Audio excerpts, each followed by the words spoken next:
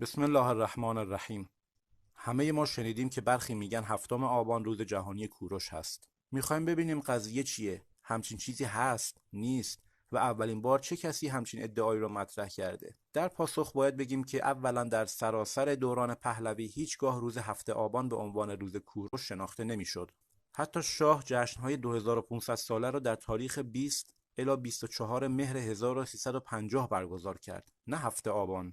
ثانیاً هیچ کشوری در دنیا هفت آبان رو به عنوان روز کوروش به رسمیت نشناخته. حتی در امریکا روز هفت آبان یا همون 29 اکتبر به عنوان روز ملی گربه نامیده شده، National Cat Day.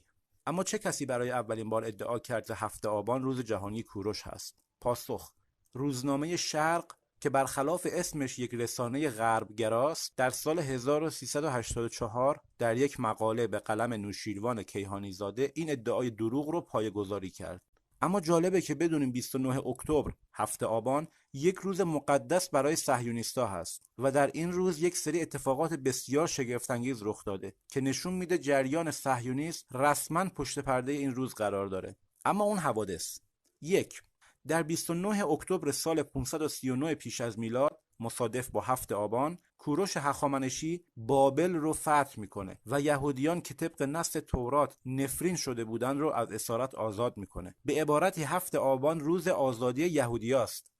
دو، در 29 اکتبر 1942 مصادف با هفت آبان 1321 چرچیل نخست وزیر انگلیس نامه‌ای به اسقف اعظم کانتربری نوشت که این نامه سنگبنای تشکیل کشور جعلی اسرائیل شد. یعنی هفت آبان سال 1942 میلادی روز انعقاد نطفه اسرائیل هست.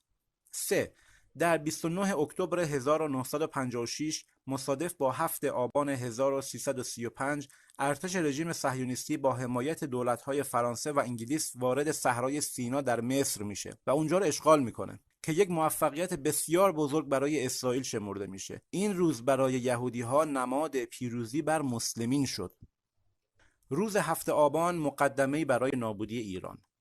جاش گلنتر، خبرنگار و نویسنده صهیونیست، در نشریه نشنال ریویو در تاریخ 5 نوامبر 2016 رسما از پروژه صهیونیست پرده برداشت و ادعا کرد که جشن هفت آبان مقدمه نابودی ایران هست و به رئیس جمهور امریکا پیشنهاد کرد که تا حد ممکن در آتیش این روز بدمه و اون رو شعله‌ور کنه.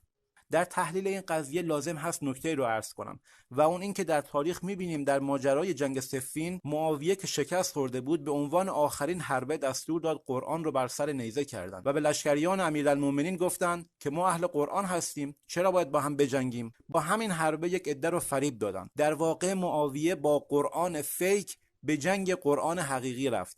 همین کار رو صهیونیست‌ها دارن انجام میدن. با میهن پرستی فیک و ایران دوستی دروغین به جنگ ایران اومدن.